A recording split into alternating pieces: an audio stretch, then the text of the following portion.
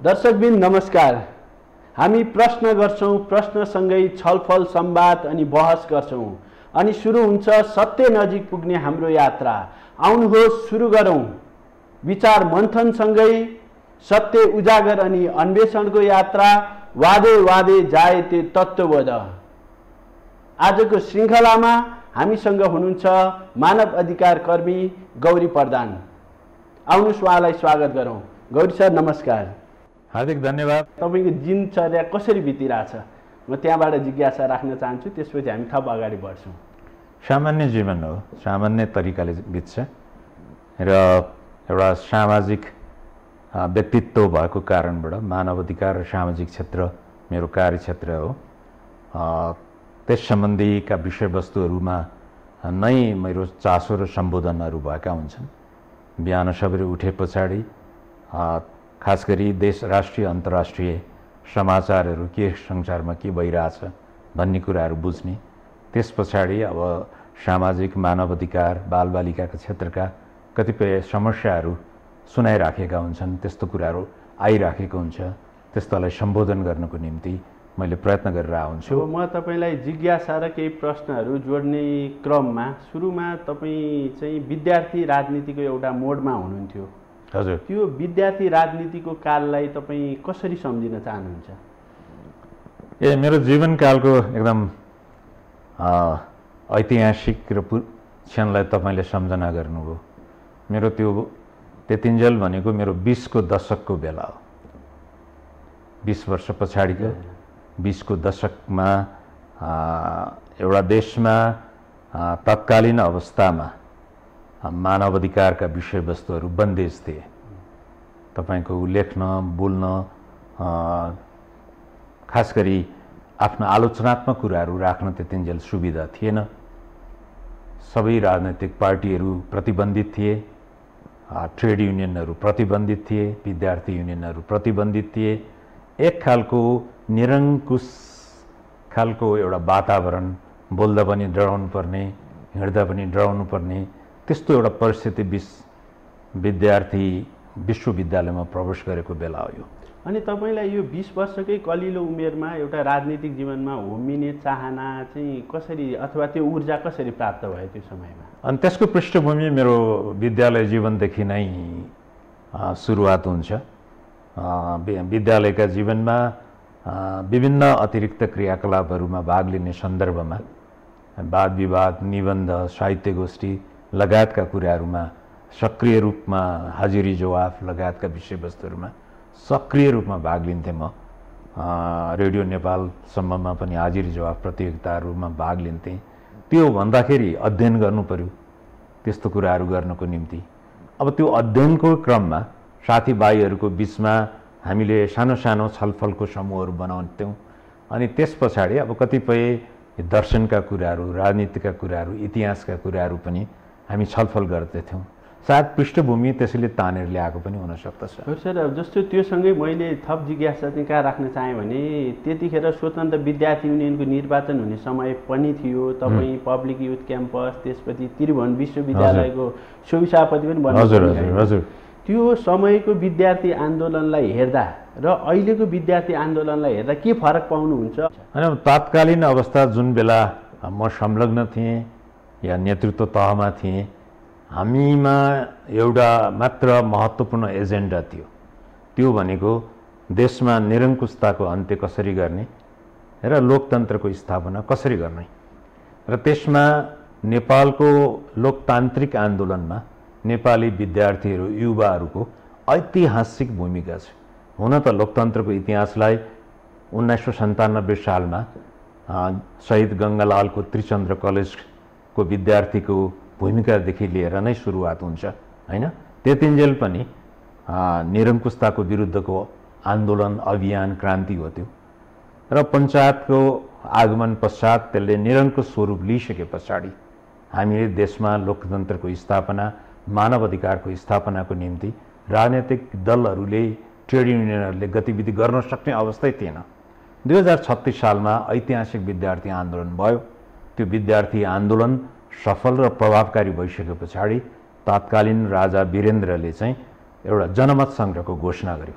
विद्यार्थीहरू देशका मानिसहरूले यो आवाज उठाए पछाडि अब पञ्चायतलाई पनि सुधारौँ हैन र त्यो सुधारको पञ्चायत राम्रो कि अब बहुदलीय प्रजातन्त्र राम्रो यसको बारेमा चाहिँ जनताले निर्कोल गरोस् भनेर राजाले त्यो जनमत सङ्ग्रहको आह्वान गरिसके पछाडि हामीले त्यो बेलामा पहेँलो रङ र नीलो रङ भन्ने चलन थियो र हामीले बहुदलीय व्यवस्थाको पुनर्स्थापनाका सन्दर्भमा मानव अधिकारको सङ्गठनमा प्रेस स्वतन्त्रता सङ्गठन स्वतन्त्रता लगायत विविध विषयहरूको विषयमा देशभरि नै अभियान चलाउँदै अगाडि बढ्यौँ र त्यही क्रममा विद्यार्थीहरूकै प्लेटफर्ममा यो विभिन्न अहिलेका हाम्रा श्रद्धेय स्वर्गीय विभिन्न नेताहरू हुनुहुन्थ्यो उहाँहरू आएर भाषण गर्नुहुन्थ्यो प्रवचन गर्नुहुन्थ्यो अब विद्यार्थीहरू त आन्दोलित नै थिए तर बिस्तारै नागरिक समाज र जनसाधारणले पनि आन्दोलित गरेर त्यो क्रम लामो भयो झनै झनै 10 वर्ष लाग्यो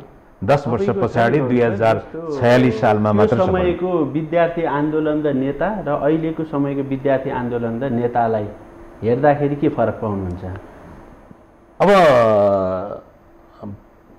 मलाई लाग्छ त्यतिन्जेल हामी असाध्य एउटा जनताका नजिक थियौँ जस्तो लाग्छ हैन। त्यो विद्यार्थी जीवनमा दिउँसोभरि विद्यार्थी पर्यो भने रातभरि किसान कहाँ मजदुर कहाँ हैन जनसमुदाय कहाँ वरिपरि गाउँहरूमा त्यहाँ गएर हामीले त्यस्तो कुराहरू जनचेतना फैलाउने कामहरू गर्थ्यौँ। गुन्द्रीमा सुत्थ्यौँ, जनताले जे दियो त्यो कुराहरू कान्थ्यौँ र भनौँ न त्यसको बेला बिचमा एउटा पुल जस्तो पनि थियौँ हामीहरू। सामाजिक सचेतक जागरुक एउटा अभियान चलाउने अभियन्ताको रूपमा थियो। तर अब पछिल्लो चरणमा देशमा लोकतन्त्र आइसक्यो। लोकतन्त्र आइसके पछाडि राजनैतिक पार्टीहरू सत्तामा पुगिसके। अब सत्ताका विद्यार्थी आन्दोलनहरू अभियानहरू भयो नि हैन। अब त्यसले त्यो बेलामा पनि विद्यार्थी आन्दोलन युवा आन्दोलन भनेको चाहिँ निरन्तर प्रक्रियाहरू हो र त्यसले गर्दाखेरि पछिल्लो चरणमा अलिकति सुविधाभोगी खालको कुराहरू बढेको हो कि सत्ताको नजिकहरू भएको हो कि या परिवर्तनको क्रममा कहीँ बाटो अलि अल्झेको हो कि भन्ने कुराहरू पनि छ। तर नेपालको युवा विद्यार्थीहरूले जुनसुकै तहमा रहेका होस् जुनसुकै अभियानमा रहेका होस् राष्ट्रियता लोकतन्त्रप्रति हिजो पनि हाम्रो पालोमा पनि र अहिले पछिल्लो चरणमा पनि विद्यार्थीहरू जागरुक छन् र जागरुक हुनुपर्दछ भन्ने मलाई लाग्दछ। र हामीले त्यतिन्जेल एउटा मण्डले भन्ने शब्द प्रयोग गर्थ्यौँ। मण्डले भन्ने शब्द चाहिँ मण्डलबाट आएको हो। मण्डल भन्ने एकदमै राम्रो, मण्डला मण्डल, मण्डले भनेको नराम्रो। एउटै राम्रो कुरा पनि नराम्रो गतिविधिमा संलग्न हुँदै गइसके पछाडि त्यो नराम्रो ट्रेन्डमा जान सक्दछ। त्यस पछाडि मलाई यो पछाडि फर्केर हेर्दाखेरि मैले त्यतिन्जेल भनेको थिएँ रङहरू विद्यार्थी आन्दोलनको रङहरू पहेँलो हुन सक्छ, नीलो हुन सक्दछ, रातो हुन सक्दछ। तर त्यसले निर्वाह गर्ने भूमिका जनपक्षीय भएन भने त्यसले विविध किसिमको मण्डले स्वरूप लिन सक्दछ भनेर मैले भन्थे कि। अलि अगाडि बढाउन चाहन्छु। तपाईँ विद्यार्थी आन्दोलनमा रहेर अनेरा शिविरको अध्यक्ष पनि हुनुभयो। हजुर। तपाईँ राजनीतिमा यति सक्रिय पात्र, फेरि तपाईँको लाइफमा एउटा टर्निङ पोइन्ट के हो भने तपाईँ फेरि सामाजिक क्षेत्रमा प्रवेश गर्नुभयो होइन। यो मोड बदलिनुको चाहिँ कुनै कारण अथवा चाहिँ तपाईँलाई त्यो क्षेत्रमा जाने ऊर्जा कसरी प्राप्त भयो अथवा तपाईँ त्यो बाटोमा कसरी मोडिनु भयो भनिदिनुहोस् न। महत्त्वपूर्ण प्रश्न गर्नुभयो। तर यो प्रश्नको जवाफ मलाई पहिले पनि आउँथ्यो, मैले जवाफ दिइसकेको थिएँ। म त्यसलाई दोहोऱ्याउन चाहन्छु। र कतिपय साथीहरूले भन्नुहुन्छ मलाई यतिन्जेल तपाईँ राजनीतिमा हुनुभएको भए मन्त्री ठुल्ठुलो पदमा पुगिसक्नुहुन्थ्यो भनेर। मेरो टर्निङ पोइन्टको एउटा पक्ष चाहिँ मैले समाजलाई अझै बुझेको रहन्छु भन्ने हो, मेरो अध्ययन पुगेको रहन्छ भन्ने हो।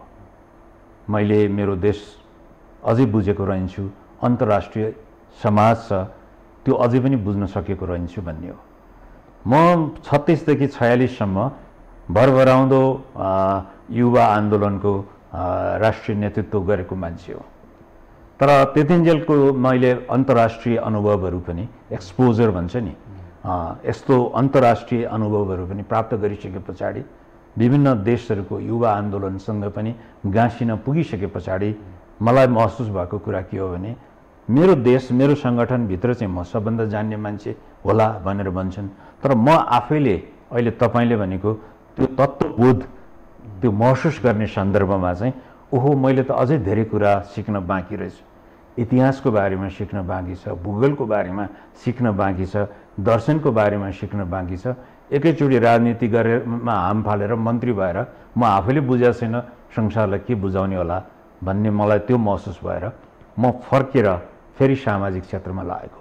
तपाईँ बाल अधिकारको क्षेत्रमा रहेर लामो समय काम गर्दाखेरि तपाईँले जस्तो महत्त्वपूर्ण कार्यहरू गरेको सम्झिँदाखेरि चाहिँ के सम्झिन चाहनुहुन्छ त्यो भनिदिनुहोस् न। होइन, सामाजिक क्षेत्रमा लाग्दाखेरि कहाँबाट सुरु गर्ने भन्ने एउटा प्रश्न भयो मलाई। हजुर, कुन ठाउँबाट सुरु गर्ने सामाजिक क्षेत्र? धेरै मध्येका केही सेलेक्ट त्यसमध्ये सबभन्दा दबावमा रहेको, सबभन्दा शोषण उत्पीडनमा रहेको हाम्रो समाजमा महिला हो, दलितहरू हो। तर त्योभन्दा पनि तल दबावमा परेको बालबालिकाहरू रहेछ भन्ने म टुङ्गोमा पुगेँ। दबावको यो शोषणको उत्पीडनको पिँधमा सबभन्दा तल को छ त भन्ने मैले अध्ययन अनुसन्धान गरेपछि त्यो चाहिँ बालबालिका हो। बालबालिकामा पनि सबभन्दा दुःख पाएका चाहिँ बाल श्रमिकहरू हो भन्ने मलाई महसुस भइसके पछाडि त्योबाट पो थाल्ने हो कि होइन, सबभन्दा तल भएकोबाट होइन। त्यतिन्जेल मानव अधिकारका ठुला ठुला कुराहरू पनि आइसकेका थियो। बालबालिकाको मानव अधिकारसँग गाँसेर बाल श्रमिक श्रमजीवी बालबालिकाहरूको विषय उत्थान गरेको हो। त्यो विषय चाहिँ हामीले नेपाल, नेपालबाट दक्षिण एसिया, दक्षिण एसियाबाट अन्तर्राष्ट्रिय हुँदै 150वटा देशमा हामीले बाल श्रम विरुद्ध विश्व यात्रा गरेका थियौँ। त्यो नेपालमा पनि प्रवेश भएको थियो। त्यो 1998 को कुरा हो होइन। र त्यस पछाडि अति कम यो निकृष्ट किसिमका बाल श्रम विरुद्धको अन्तर्राष्ट्रिय ILO को महासन्धि अगाडि ल्याएको हो। त्योभन्दा अगाडिको कुरा गर्ने हो भने संयुक्त राष्ट्र सङ्घमा बाल अधिकार महासन्धि 1989 मा पारित भएको थियो। तर त्योभन्दा 2 वर्ष अगाडि नै मैले सिविन नेपाल भन्ने सुरुवात गरेको थिएँ त्यो बाल श्रमसँग गाँसेर। र त्यतिन्जेलदेखि नै हामीले बाल अधिकार के हो, बाल संरक्षण के हो, बालबालिकाको बाँच्न पाउने अधिकार के हो, विकास के हो, त्यति मात्र होइन, यो सबै प्रक्रियामा उनीहरूको सहभागिता पनि हुनुपर्दछ। बाल सहभागिताको हिसाबबाट कुरा गरेर त्यसलाई हामीले अन्तर्राष्ट्रिय अभियान बनायौँ र 2 वर्ष पछाडि बाल अधिकार सम्बन्धी महासन्धि पारित भयो। र त्यही बेला नेपालमा लोकतन्त्रको स्थापना पनि भयो। तत्कालीन अन्तरिम सरकार जसको नेतृत्व तत्कालीन प्रधानमन्त्री कृष्णप्रसाद भट्टराईजीले गर्नुभएको थियो, उहाँसँग हामीले अनुरोध गऱ्यौँ र तत्कालै उहाँले सम्बोधन गरेर मानव अधिकार सम्बन्धी कतिपय महासन्धिहरू र मूलत बाल अधिकार सम्बन्धी महासन्धि उहाँकै पालामा हस्ताक्षर भएर अनुमोदन भएको। यो बाल अधिकारको क्षेत्रमा तपाईँ लगायत थुप्रै चाहिँ यो क्षेत्रमा काम गर्ने व्यक्तित्वहरूले थुप्रै काम गर्दा गर्दै पनि अहिले पनि समाजमा बाल श्रम कायम नै छ, बाल उत्पीडनहरू कायम नै छ, बालकहरू अहिले पनि सडक बालबालिकाहरूको समस्या पनि यथावत नै छन्, अनि लागु औषधको दुर्व्यसनीमा फसिरहेको पनि देख्न सक्छौँ। यति धेरै व्यक्तित्वहरू, यति धेरै संस्थाहरू क्रियाशील हुँदाहुँदै पनि समस्याहरू ज्यूका त्यो देखिन्छन्। यो किन होला, तपाईँलाई के लाग्छ यो विषयमा? होइन, त्यसमा यो सतै निष्कर्ष हो त्यो होइन। त्यो चाहिँ हामी के भन्छौँ भने यो त्यस्ताको त्यस्तै छ भन्ने जुन हुन्छ नि, तर तथ्यले के भन्छ भने आजभन्दा 20 वर्ष अगाडि नेपालमा 26 लाख बाल श्रमिक थियो होइन। र यसको 10 वर्ष पछाडि झडेर 16 लाख भयो र अहिले हामी 8-9 लाखको हाराहारीमा छौँ। र 14 वर्ष मुनिको बाल श्रम स्वाट्टै घटाएका छौँ हामीले। तर त्यसको प्रभाव चाहिँ 16, 17, 18 मा बढेको देखिन्छ। तपाईँले भने त्यही चाहिँ हो, अलिकति त्यहाँ बढेको छ। र अब अर्को कुरा चाहिँ बाल विवाह स्वाट्टै घटेको छ, तर पनि संसारमा सबभन्दा बेसी बाल विवाह भएको देशहरूमध्ये नेपाल पनि अझै पर्दछ। तत्कालीन अवस्थामा प्रत्येक 100वटा विवाह भयो भने 34वटा विवाह 16 वर्ष मुनिको हुन्थ्यो। अहिले त्यो झरेर 12% मा अगाडि आएको छ। प्रतिशत घट्दै गएको छ। त्यसमा चाहिँ यदि हाम्रो देशको स्थायित्वको कुराहरू सरकारी कानुनहरूको कार्यान्वयनको प्रभावकारिता भएको भए होइन अझै राम्रो हुन्थ्यो। 10 वर्ष हामीले सशस्त्र द्वन्द्व या जनयुद्धमा बितायौँ अर्को 10 वर्ष सङ्क्रमणकालमा बितायौँ, नाकाबन्दी भयो, यो सारा कुराहरू भयो। त्यो हरेक अवसरमा चाहिँ त्यो गर्ने कामहरू चाहिँ तिनीहरूले अलिकति फना उठाउँदो रहेछ कि हैन। जस्तो नाकाबन्दीको बेलामा, त्यस्तै गरी भूकम्पको बेलामा मेहनत गर्यो, फेरि भड्याक्क एउटा घटना घट्छ, फेरि समस्या आइपुग्दछ। तर त्यसको बावजुद पनि जुन एउटा न्यूनीकरणको प्रक्रिया अगाडि बढिरहेछ, तपाईँले सही कुरा चाहिँ के भन्नुभयो भने यो वास्तवमा यसको धेरै अगाडि नै यो निर्मूलनको अवस्था हुनुपर्छ। अहिले हामी न्यूनीकरणको अवस्था छौँ। त्यो निर्मूलनको अवस्था बनाउनको निम्ति सरकारले गुरु योजनाहरू बनाएको छ। त्यो गुरु योजनाहरू प्रभावकारी ढङ्गले अगाडि बढाएको छैन। यो जति पनि सङ्घ संस्थाहरू भनेका हुन् तिनीहरू सहयोगी हातहरू मात्र हुन्। मुख्य कुरा त राज्यको नीतिहरू हो, राज्यको कार्ययोजनाहरू हो। त्यसको सहयोगी पार्ट मात्र नागरिक समाज, गैर सरकारी संस्था, बाल अधिकार अभियान, त्यस्तो कुराहरू हो। यिनीहरूले नै जम्मै भार बोकेको होइन, यिनीहरू सहयोगी रूपमा गएका हुन् र यिनीहरू प्रभावकारी रूपमा काम गरिराखेका क्षेत्रहरूमा राम्रो कामहरू पनि भएको छ। तर यी कतिपय कुराहरू देशको संस्कारसँग पनि परम्परासँग पनि गाँसेको छ। कहीँ यो निर्मूलनको प्रक्रिया राम्रो छ, कहीँ चाहिँ असाध्यै अझै पनि त्यो कमजोरी अवस्था छ। त्यसकारण यो अहिलेको चाहिँ आर्थिक र सामाजिक रूपान्तरणको बेला हो। यो जुन राजनीतिक अभियानहरूको प्रक्रिया एउटा टुङ्गोमा पुगिसके पछाडि त्यसमा ध्यान दिनु अति आवश्यक छ र त्यो एकदमै निराशात्मक छैन हाम्रोमा।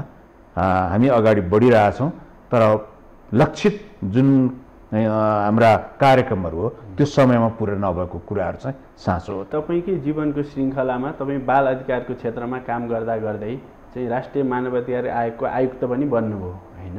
हुन त बाल अधिकार पनि मानवाधिकार क्षेत्रकै एउटा पाटो नै हो हैन। मानवाधिकार आयोगको आयुक्त भएर तपाईँले जुन आफ्नो कार्यकाल पुरा गर्नुभयो हैन, त्यो समयलाई हेर्दाखेरि तपाईँले चाहिँ विश्वको चाहिँ मानव अधिकारको चुनौतीको क्षेत्र के देख्नुहुन्छ, अथवा अहिलेको कन्डिसनमा चाहिँ यो विश्वमा मानव अधिकारलाई के कुराले चाहिँ तपाईँको चुनौती गरिराखेको छ, यो विषयमा भनिदिनुहोस् न। हैन, म त अब विद्यार्थी कालदेखि नै मानव अधिकारको क्षेत्रमा पनि संलग्न भएको हो। नेपालमा अन्तर्राष्ट्रिय सम्मेलन अन्डरग्राउन्ड लेभलमा पञ्चायतको बेला गर्न नसकेको बेलामा पनि मैले सम्पन्न गरेको संयोजक थिएँ म अन्तर्राष्ट्रिय सम्मेलन। त्यस पछाडि थुप्रै आन्दोलन, मानव अधिकार आन्दोलनमा भाग लिएँ।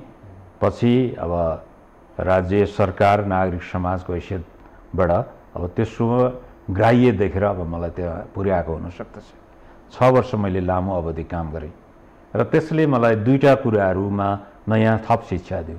एउटा राज्य भनेको के हो, नेपालको राज्य कसरी चलेको रहेछ, त्यो राज्य व्यवस्था कति जनपक्षीय छ र कति चाहिँ त्यसले राष्ट्रिय अन्तर्राष्ट्रिय रूपमा प्रतिबद्धता जाहेर गरेका कुराहरू सम्बोधन गर्न सक्षम छ कि छैन भन्ने कुरा र अन्तर निकायको सम्बन्धहरू सबल छ कि छैन भन्ने कुराहरू, त्यो एउटा नयाँ एउटा शिक्षा अनुभव मैले त्यहाँबाट प्राप्त गरेँ। म त्यहाँ गएको क्षण भनेको वास्तवमा एउटा यो सशस्त्र सङ्घर्ष या जनयुद्धको अन्तिम चरण, त्यो चाहिँ भनौँ न एउटा शान्ति प्रक्रियामा प्रवेश गरेको बेला भएकोले सङ्क्रमणकालीन न्यायका थुप्रा कुराहरू थिए। अब त्यसको बारेमा पनि अब हामी छलफल गर्न सक्दछौँ र मानव अधिकारको विषयमा तपाईँले जुन भन्नुभयो त्यसो पहिले तपाईँले रोकेँ एकछिन गौरी सर। जस्तो अब मैले अन्तर्राष्ट्रिय सेक्टरको सँगै जस्तो हाम्रै देशको चुनौतीको पाटो पनि एउटा जिज्ञासाको पाटो भयो, जुन अहिले तपाईँले भने अनुरूप जुन हाम्रो देशमा विस्तृत शान्ति सम्झौता भयो। हजुर हजुर। विस्तृत शान्ति सम्झौता पश्चात यहाँसम्म आइपुग्दाखेरि शान्ति सम्झौताका थुप्रै कामहरू अहिले पनि थातिरहेका छन् हैन। अब त्यो सङ्क्रमणकालीन न्यायको विषयवस्तु अथवा चाहिँ तपाईँको सत्य निरूपण तथा मेलमिलाप आयोगका काम त अझै पनि थाती नै छन् हैन। तपाईँले आफ्नो कार्यकालमा अनुभव गरेका विषयमा हैन आज केही कुरा खोलिदिन मिल्छ भने यो सत्य निरूपण तथा मेलमिलाप आयोगको काम त शून्यतामा देखियो, यो कामै भएन, यो किन भएन, यो विषयमा अलिकति तपाईँले अपडेट गरिदिनुहोस् न। अब यही आयोगहरूले कामै गरेन त म भन्न सक्दिनँ। उहाँहरूले गरेका कामहरू अधुरा छन्, त्यो चाहिँ हो हैन। तर म राष्ट्रिय मानव अधिकार आयोगमा क्रियाशील रहँदाको त्यो लामो 6 वर्षको अवधि चाहिँ सङ्क्रमणकालीन न्याय र मानव अधिकारलाई सम्बोधन गर्न नै बितेको हो। हामीले झन्डै 12,000 वटा केसहरू त्यो बेला लिएका थियौँ। र त्यसका भनौँ न 8,000 जति केसहरूलाई मुद्दाहरूलाई सम्बोधन पनि गरेका थियौँ र अन्तर्राष्ट्रिय रूपमा चर्चित भएका असाध्यै संवेदनशील घटनाहरूमा पनि म स्वयं नै त्यसको एउटा संयोजक भएर हैन त्यस्तो अन्तर्राष्ट्रिय विधि विज्ञान र यो फोरेन्सिक एन्थ्रोपोलोजिस्टहरू लिएर आएर नै कतिपय कुराहरू स्थापित प्रमाण स्थापित गरेको कुरा हो। तर मूल कुरा चाहिँ राजनीतिक तहमा भएका जुन आम निर्णय थियो नि त्यो त्यो त्यो प्रतिबद्धता चाहिँ व्यवहारमा लागू भएन थियो। त्यो के थियो भने तीनवटा कुरा थियो। सबभन्दा पहिले सत्यको स्थापना गर्ने, त्यो तपाईको कार्यक्रमसँग पनि नाम जोडियो। त्यो भनेको सत्यको सामना गर भनेर भन्ने छ। त्यो को गल्ती छ, कोले राम्रो गरे कसले नराम्रो गरे त्यो पहिले नकोटल त्योबाट तपाईँ अनुसन्धान नथाल्नुहोस्। फलानाले मेरो भाइलाई मारे, ढिस्कानाले मेरो दाइलाई चाहिँ जेलमा राखेर त्यही मार्दै बेपत्ता भए, त्यो फलाना फलानासँग नजोड्नुहोस् त्यो कुराहरू हैन। दोषबाट कुरा सुरु नगर्नुहोस्। वास्तवमा भएको घटना के हो हैन, त्यो सत्य छानबिन गर्दै जाउँ र सत्य छानबिन गरिसके पछाडि त्यसलाई स्थापित गरौँ र त्यो भनेको चाहिँ सत्यको सामना गर्नुहोस् र सत्य निरूपण भनेको त्यो हो। सत्य निरूपण आयोग, सत्यलाई निरूपण गर्नुहोस् पहिले भन्नुहोस्। अनि त्यस पछाडि मेलमिलाप भन्ने छ। सत्य निरूपण अनि मेलमिलाप भनेको छ। त्यसको एउटा सिद्धान्त के हो भने यहाँ सङ्घर्षको बेलामा थुप्रै अनेकन घटनाहरू घटेका छन्। अनेकन घटनाहरू घटेका छन्। यातना छ, बेपत्ता छ, मारिएका छ हैन, विस्थापन छ, अनेकन कुराहरू छ। तर त्यसमध्ये सत्यलाई स्थापना भइसके पछाडि त्यो सत्यका पन्नाहरू हेर्दै जाँदाखेरि अधिकांश मुद्दाहरू चाहिँ मेलमिलापमा जानुपर्छ। यो बदलामा होइन, मेलमिलापमा जानुपर्छ। त्यो किनभने हिजोको विशेष परिस्थिति, 10 वर्षको विशेष परिस्थितिले हामीलाई एउटा कित्तामा पुर्यायो, उसलाई त्यो कित्तामा पुर्यायो। त्यो परिस्थितिले हामी शत्रु जस्तो भयौँ, मित्र जस्तो भयौँ। तर हामी अहिले देशमा एउटा शान्ति सम्झौता गरेर मन माझामाझ गर्दैछौँ। अहिले त्यो मन माझामाझ चाहिँ कस्तो हो भने तिमीले यस्तो गर्यौ नि भन्ने भन्दा पनि मैले यसो गरेँ, मैले यस्तो गल्ती गरेँ, मैले गर्नै नहुने गल्ती गरेँ, यो मैले त्यहाँ जानै नहुने खालको कामहरू गरेँ भन्नेबाट सुरुवात गर्ने हो। हामी कहाँ अफसोस के भयो भने तैँले यसो गरिस्, त्यसले यसो गरिस्, त्यसले यसो गरिस् भनेपछि कहाँ मैले त्यस्तो गरेको छ, तैँले पनि गरेको छ नि भन्नेबाट सुरु हो। त्यो चाहिँ सत्य निरूपणको सिद्धान्तको विपरीत कुराहरू हो। मैले यहाँलाई निवेदन गरेँ, पहिले सत्यको स्थापना गर्नु पर्यो, त्यसपछि मेलमिलाप गर्नु पर्यो। तर सम्पूर्ण मेलमिलापको प्रक्रियाहरू अगाडि बढ्दै गए पछाडि गाउँघरमा त हेर अब मैले यस्तो गल्ती गरेँ, त्यस्तो गरेँ, हामी एकै ठाउँमा रहेका, अब चाहिँ हामी मिलेर बसौँ, मैले के गर्नुपर्ने हो, के क्षमा माग्नुपर्ने हो, खुट्टा रोक्नुपर्ने हो, के गर्नुपर्ने हो। अब तिम्रो मान्छे फर्केर आउँदैन, हामी सँगै एउटै गाउँमा मिलेर बसौँ, धारा पुल पानी सँगै बनाऊँ भनेर सुरुवात गर्नुपर्ने। मेरो फलानालाई यसरी मारेको छ, त्यसको खुट्टा यसरी काटेको छ, त्यसको पनि यसरी काट्नुपर्छ भन्नेबाट जहाँ गयो त्यो एकदमै रियाक्टिभ एप्रोच थियो। प्रोएक्टिभ सकारात्मक हुनुपर्ने प्रतिक्रियात्मक भयो। अनि त्यो थोरै त कतै हुन्छ र तपाईँको गम्भीर प्रकृतिका मानवता विरुद्ध अपराध भनेको छ, त्यो गम्भीर प्रकृतिका चाहिँ हैन, त्यसको चाहिँ 100%मा 5% होला। अनि छानबिन चाहिँ त्यसमा गर्ने भनेको मुख्य छानबिन चाहिँ अन्तर्राष्ट्रिय कानुन, राष्ट्रिय कानुन अनुसार त्यसलाई छानबिन गर्दै जाउँ, छलफल गर्दै जाउँ बित्छ समय हैन। अनि त्यस पछाडि एउटा न्यायको निरूपण गरौँ भनेको। तर यहाँ के छ भने एक अर्कालाई सत्य नजिक पुग्न चाहिँ को चाहेनन्, जस्तो सत्ता पक्षका मान्छेहरू चाहेनन् अथवा विद्रोही पक्षका मान्छेहरू चाहेनन्, किनभने यो काम त थाती नै छ नि त हैन। झन्डै 1.5 दशक समय त बित्यो, यो काम त थाती नै छ हैन। तपाईँले यो भनिदिनु पर्यो खुलेर, को चाहेनन्, किन चाहेनन् यो कुरामा। सत्य निरूपण आयोगको परिकल्पना दक्षिण अफ्रिकामा भएको क्रान्ति पश्चात त्यहाँ विगतमा भएका मानव अधिकार हननलाई सम्बोधन गर्नको निम्ति त्यहाँ प्रारम्भ भएको एउटा सिद्धान्त दर्शन हो यो। त्यो बेलामा त्यहाँको राष्ट्रपति, तत्कालीन राष्ट्रपति तथा विश्व शान्ति तथा मानवाधिकार आन्दोलनको नायक नेल्सन मण्डेलाले भन्नुभएको कुरा म सम्झन्छु। यो हजारौँ लाखौँवटा घटना घटेका छन्। यहाँ प्रतिशोधबाट समाधान हुँदैन, मेलमिलापबाट समाधान हुन्छ। त्यसकारण के गर्नुपर्छ जनताहरू भने फर्गिभ बट नट फर्गेट। माफी देऊ, माफी देऊ, तर त्यो माफी दिएको त्यो घटनाहरूलाई एक-एकवटा कुरा रेकर्ड गरिराख। त्यो कसले गरेको के गरेको कुरा चाहिँ रेकर्डमा राखिराख। डोन्ट फर्गेट भने नि।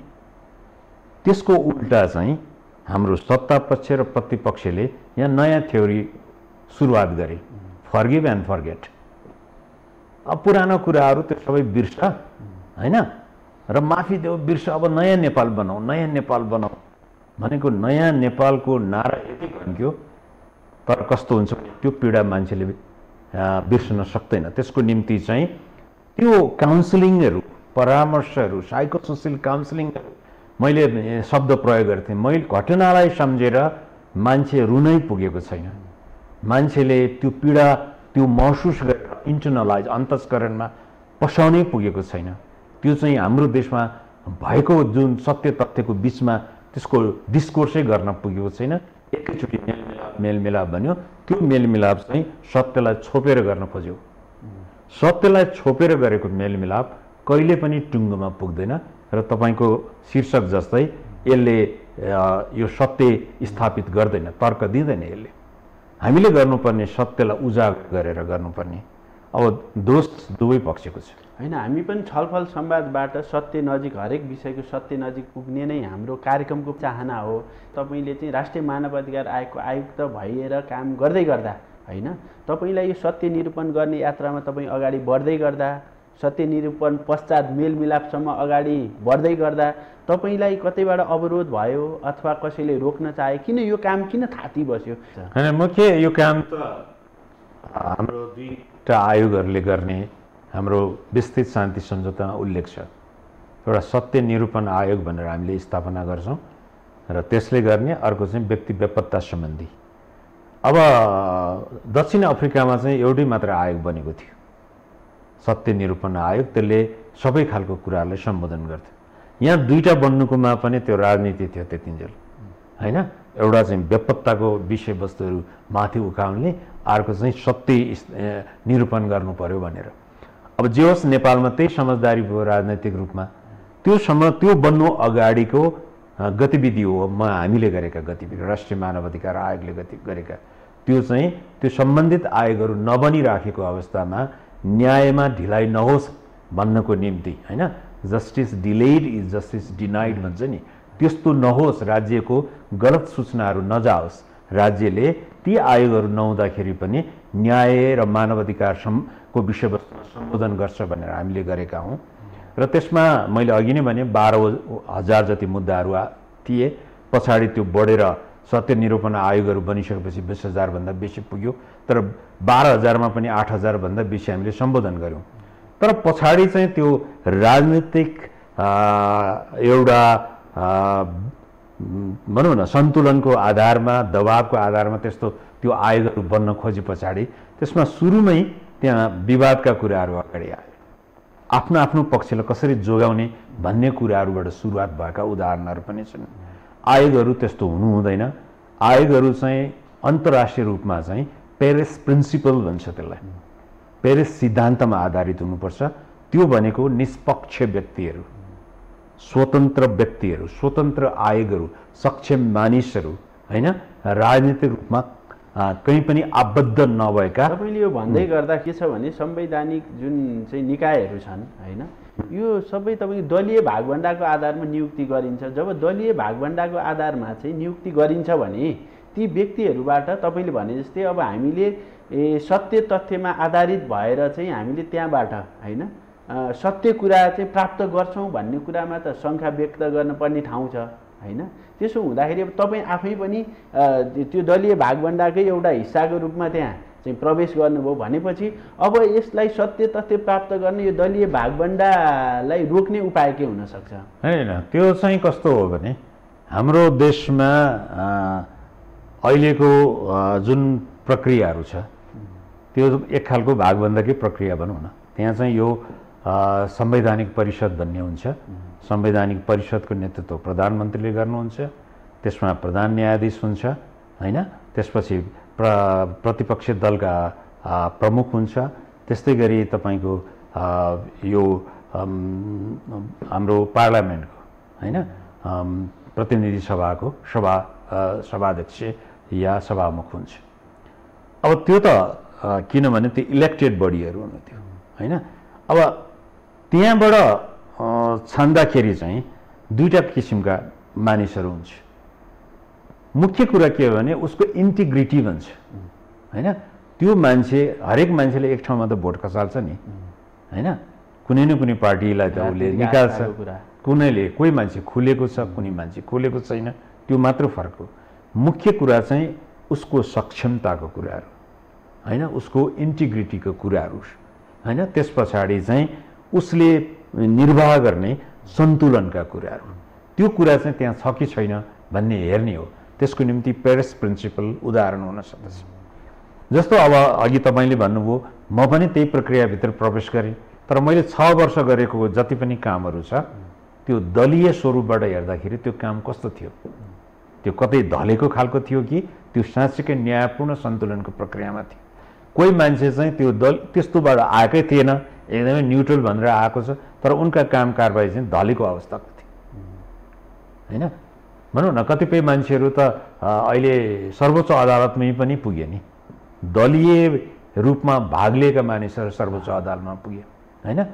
अब नत्र त हामीले त्यहाँ विश्वासै गर्नु भएन त्यो सर्वोच्च अदालतले दिने निर्णय। तर मुख्य कुरा चाहिँ के हो भने इन्टिग्रिटी भन्छ, व्यक्तिको त्यो व्यक्तिको इन्टिग्रिटीको कुराहरू।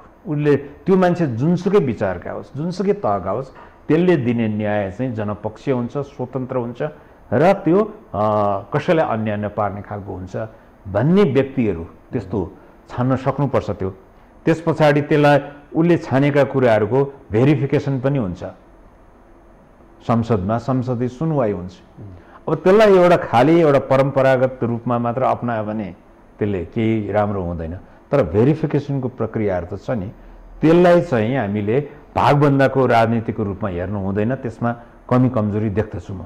हामीले यसलाई समाधानको रूपमा तपाईँले भने अनुरूप नै, जस्तो व्यक्तिको विज्ञता, कार्यक्षमता र अझ त्यहाँ नियुक्ति गर्दाखेरि प्रतिस्पर्धाको आधारमा छानियो भने चाहिँ हामीले जुन परिकल्पना गरेको भनिराखेको समस्या छ त्यसलाई दूरीकरण गर्न सकिन्छ भन्दा ठिक हुन्छ। हजुर हजुर ठिक हो। त्यो मानव अधिकार कर्मी भन्ने शब्द जुन छ हैन, मानव अधिकार कर्मी हुनलाई के हुनुपर्ने हो अथवा कस्तो व्यक्तिलाई मानव अधिकार कर्मी भन्दा ठिक हुन्छ भन्ने जिज्ञासा राख्दा कस्तो हुन्छ भनिदिनुहोस् न। होइन त्यो सामान्य कुरा हो, मतलब हामी सबैका मानव अधिकार छन्, मानव अधिकारको क्षेत्रमा जोसुकैले पनि योगदान गर्न सक्दछ। त्यसमा दुईटा शब्द प्रयोग हुन्छ आजभोलि, मानव अधिकार कर्मी र मानव अधिकार रक्षकहरू। मानव अधिकार कर्मीहरू चाहिँ मानव अधिकारकै क्षेत्रमा लागिराखेका छन्।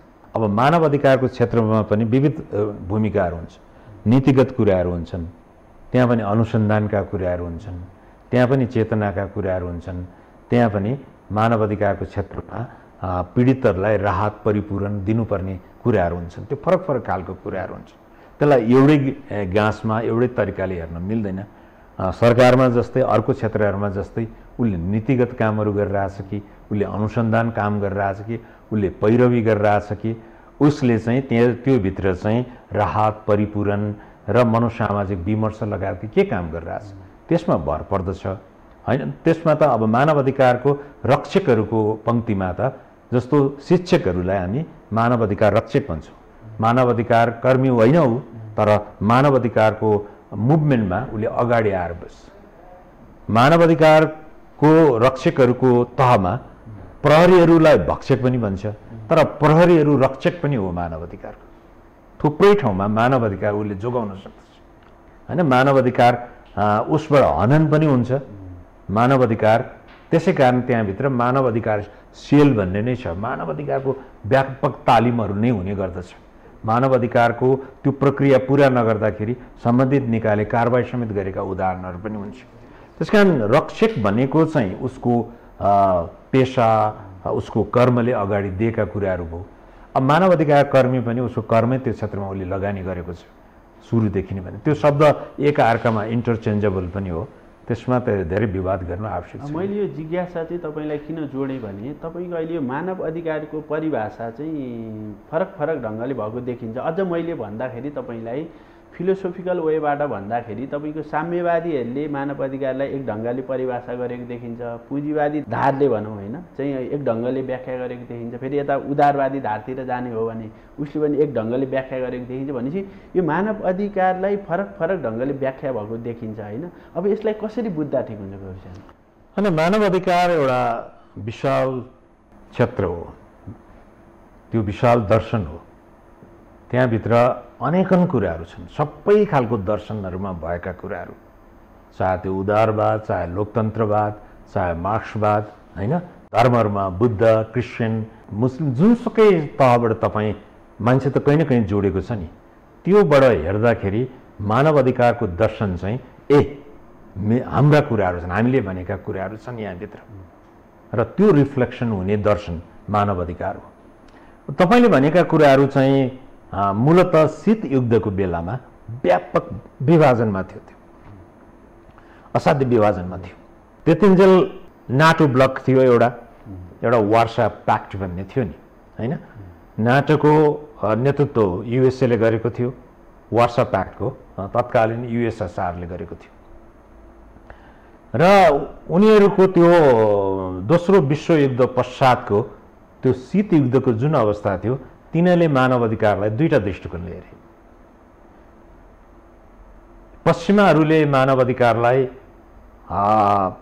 एउटा स्वतन्त्रताको दृष्टिकोणबाट हेरे, उनीहरूले स्वतन्त्रता र त्यसको चाहिँ नागरिक र राजनीतिक अधिकारको दृष्टिकोणबाट हेरे उहाँहरूले। त्यो पनि मानव अधिकारभित्र छ। तर यो अर्को ब्लकले चाहिँ भोकले मान्छे मरिरहेछ, युद्धले मान्छे मरिराखेको छ, वखती खान नपाएर मान्छे मरिरहेछ, त्यो चाहिँ मानव अधिकार होइन भनेर उसले भन्यो। त्यस कारण उसले आर्थिक, सामाजिक र सांस्कृतिक अधिकारहरू उसले त्यसको झन्डा बोके। तर हुनुपर्ने चाहिँ के हो भने मानव अधिकारको त्यो सिद्धान्तले चाहिँ मानव अधिकार 5 प्रकारका हुन्छन्, नागरिक, राजनीतिक, आर्थिक, सामाजिक, सांस्कृतिक। यसलाई टुक्र्याएर र छुट्याएर हेर्न मिल्दैन, त्यो चाहिँ अन्तर्निर्भरताको सिद्धान्तमा छ, अगाडि बढ्नुपर्छ। त्यो कुरा बिर्से उनीहरूले 90 मा आइसके पछाडि त्यता फर्केको छ र अहिले एउटै डिफिनेसन छ। तर तपाईँले भनेको जस्तो चाहिँ कहिलेकाहीँ चाहिँ डबल स्ट्यान्डर्ड चाहिँ हुने गर्छ। डबल स्ट्यान्डर्ड अर्कैको दोहोरो मापदण्ड भन्छ नि, त्यो अर्कै कुरा हो। फेरि कुनै एउटा देशले त्यस्तै घटना घट्दाखेरि त्यो हामी कार्यक्रमको अन्त्यतिर नि आछौँ। जस्तो मैले अन्तिम जिज्ञासाको रूपमा जस्तो ठुला शक्ति राष्ट्रहरूलाई हेर्दाखेरि जस्तो अमेरिकाले चाहिँ चाइनामा चाहिँ तपाईँको मानव अधिकार छैन भन्ने, फेरि चाइनाले फेरि एक ढङ्गले आफ्नो व्याख्या गर्ने होइन, फेरि उत्तर कोरियालाई हेर्दा एक ढङ्गको व्याख्या हुने, यो कन्डिसनहरू देखिएको छ होइन। अब यसलाई साझा एजेन्डा होइन, अघि मैले भनेछु फिलोसोफिकल्ली यसलाई विभिन्न कोणबाट आफ्नो अनुकूलतामा व्याख्या गरे जस्तो, अनि कम्युनिस्ट धारका साथीहरूले चाहिँ यो मानव अधिकार शब्दलाई सुन्न नखोज्या जस्तो पनि एक ढङ्गले यस्तो देखिन्छ होइन। त्यसो हुँदाखेरि यसलाई साझा शब्दको रूपमा विकास गर्ने उपाय के हुन सक्छ? मानव अधिकार आफैमा साझा शब्द हो, साझा भावना हो, साझा अभियान हो।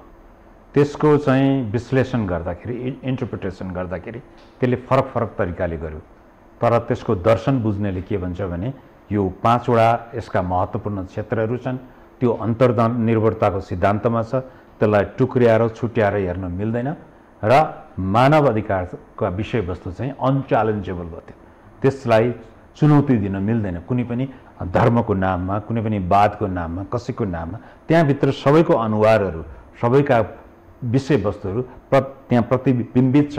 त्यस कारण त्यसलाई चाहिँ best use for the best interest of humanity, मानव जीवन, मानव कल्याण, मानव हितको निम्ति यसको सदुपयोग गरौँ भन्ने नै सन्देश हो। र सबैका मानव अधिकार हुन्छन्, सबैको लागि हुनुपर्छ। तपाईँले एउटा घटना जोडिहालेँ, जुन चाहिँ पाकिस्तानको प्रधानमन्त्री अमेरिका भ्रमणमा रहँदाखेरि उहाँलाई विमानस्थलमा चाहिँ त्यो भित्री वस्त्र समेत खोलेर चाहिँ एउटा चाहिँ होइन तपाईँको एउटा अपमानजनक ढङ्गबाट चाहिँ मानव अधिकारको चाहिँ एडभोकेसी गरिरहेको अमेरिका जस्तो देशको विमानस्थलमा त्यो घटना भयो होइन? त्यो घटनालाई तपाईँ केही सेन्टेन्समा राख्दा कसरी भन्नु? अनि यो दोहोरो मापदण्ड भनेको त्यही हो। त्यो चाहिँ सुरक्षासँग गाँसिएको कुरा हो। त्यो सुरक्षासँग गाँसिएको, तपाईँको देशमा कोही आयो भने सुरक्षा च्यालेन्ज भएको छ भने उसको देशको कानुनले गर्न पाउने कुराहरू भयो त्यो। तर त्यसलाई चाहिँ मानव मर्यादालाई असर पार्ने गरी त्यो गरेको छ भने त्यो गलत कुराहरू हो होइन? त्यसकारण संसारमा अहिले त्यसको गलत इन्टरप्रिटेसन र दोहोरो मापदण्डहरू प्रयोग गरेको देखिन्छ। मैले त्यही काम गर्दाखेरि सही, अरूले त्यही काम गर्दाखेरि गलत भन्ने, त्यसको विरुद्ध पनि यो अभियान अहिले जागरुक हुनुपर्दछ। अन्यथा मानव अधिकारको दर्शन शाश्वत हो। गौरी सर, आफ्नो महत्त्वपूर्ण समय हाम्रो कार्यक्रममा दिनुभयो। अन्त्यमा केही भन्न चाहनुहुन्छ? मलाई यो अवसर दिनुभयो, मैले अघि नै निवेदन गरेँ, तपाईँको यो पहिलो कार्यक्रममा मलाई मौका दिनुभयो। यसको जुन तपाईँसँग अनौपचारिक रूपमा भएको छलफलमा यो भनौँ न वार्ता, बहस, छलफलको माध्यमबाट, अनुसन्धानको माध्यमबाट सत्यलाई खोज्ने भन्ने कुराहरू तपाईँले त्यो कुरा मलाई बताउनु भयो। त्यही कुरा हामीले हाम्रो अहिलेको वार्ताका दौरानमा पनि भन्यौँ कि अनुसन्धानको माध्यमबाट, प्रक्रियाबाट, विधिसम्मत तरिकाले सत्य खोज्नुपर्दछ र सत्यलाई स्थापना गरौँ, सत्यको सामना गरौँ। सत्यको सामना गऱ्यौँ भने हामीले वास्तवमा हामीले चाहेको कुराहरू प्राप्त हुन सक्दछ भने। तपाईँको महत्त्वपूर्ण समयको निम्ति हार्दिक धन्यवाद। धन्यवाद, धेरै धेरै धन्यवाद। हामीसँग हुनुहुन्थ्यो वरिष्ठ मानव अधिकार कर्मी गौरी प्रधान सर। उहाँलाई आफ्नो महत्त्वपूर्ण समयको निम्ति हार्दिक धन्यवाद अनि आभार व्यक्त गर्दै हामी सत्य नजिक पुग्ने यात्रालाई निरन्तर जारी राख्नेछौँ, जारी राखेका छौँ र अर्को श्रृङ्खला लिएर फेरि पनि वादे जातीय तत्त्वबोधको अर्को श्रृङ्खला लिएर तपाईँहरू माझमा उपस्थित हुने बाचासहित आज बिदा हुन चाहन्छौँ। हस्, धन्यवाद, नमस्कार।